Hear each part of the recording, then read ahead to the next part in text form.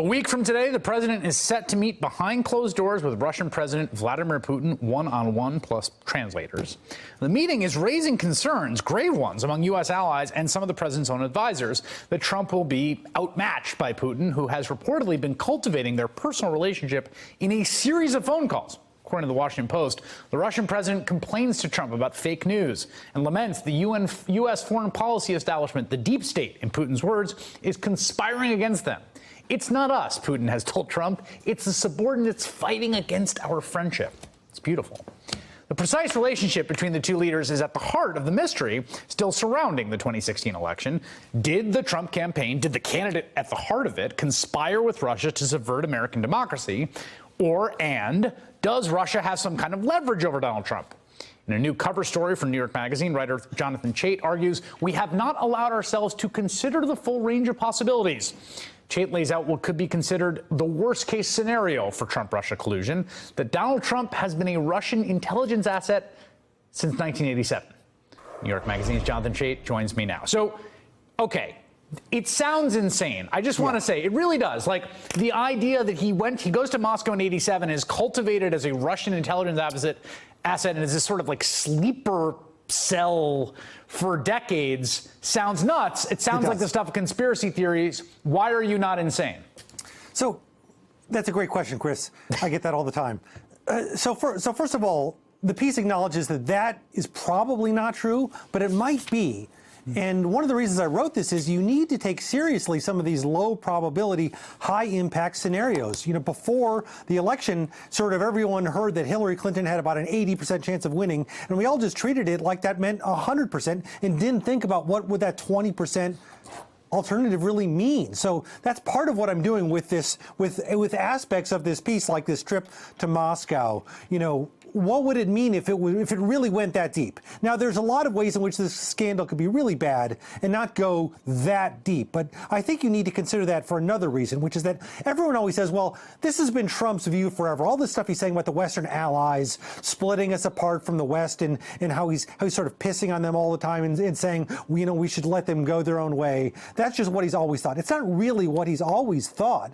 It's what he's thought since 1987. He never thought that before then, or at least he never said it before then. And in 1987 is when he went to Moscow and he's feted by the Russians and tours Moscow. And then he comes back. Then he starts talking about running for president for the first time. And then he starts talking for the first time about how our allies are a bunch of freeloaders and we should kick him to the curb. Yeah, and we should say that he is, I mean, I just want to be clear here. He is really consistent on that point, right? The idea that this sort of zero-sum view that our allies are free riding and we're paying for it. He takes out full page ads at $100,000. He sounds identical to how he does now, right? The idea that, like, we're getting abused, we're getting taken for granted, and we're paying for other people's defense.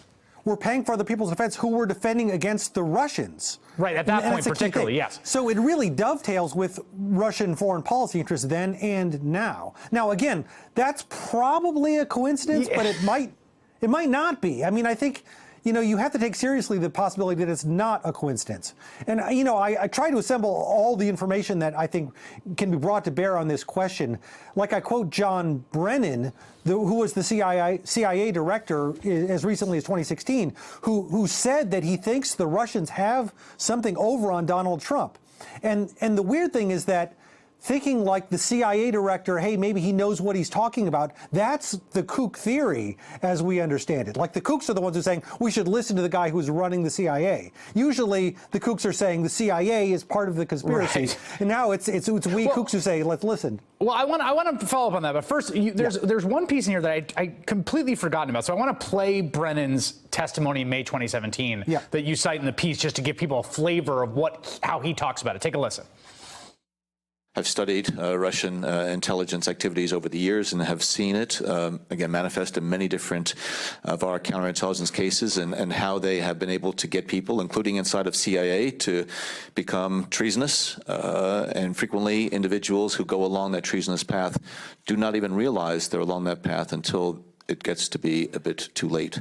And you also have a reminder in the piece of that fact that he got briefed in, what was it, August?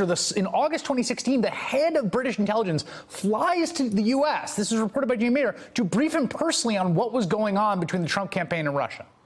Yeah, and The Guardian had another report about another Western European, or I think maybe Eastern European intelligence agency briefing him about the same thing. They were listening to intercepts of Russian officials talking about the Trump campaign and the connections they had between them. So we don't know what those intercepts said, but clearly something, alarmed him, set him off, and made him reach these dire conclusions. Here, you have this metaphor of the cave, right? That we keep thinking that the bottom is just right around the corner, or maybe we're at the mouth of it, right? And I've had this thought too, and it's a vertigo-inducing thought. I never know quite where to orient ourselves, and we just know the facts as they kind of come to light. You kind of assemble them, you come up with a mental theory. My question to you is, are you confident we will know the final truth, right? That, ultimately the thing will be revealed about what is true and what's not, what the facts of the matter are? I think some of the facts we'll find out. I think the things pertaining to the end of the Trump campaign we'll probably find out, because a lot of people are flipping and cooperating with Mueller. But if there's leverage in Moscow, my guess is that's going to stay in Moscow. I don't see how Mueller's going to get at secrets that are locked at the Kremlin. All right, Jonathan Chait, thanks a lot. Thank you. Hey there, I'm Chris Hayes from MSNBC. Thanks for watching MSNBC on YouTube. If you want to keep up to date with the videos we're putting out, you can click subscribe just below me, or click over on this list to see lots of other great videos.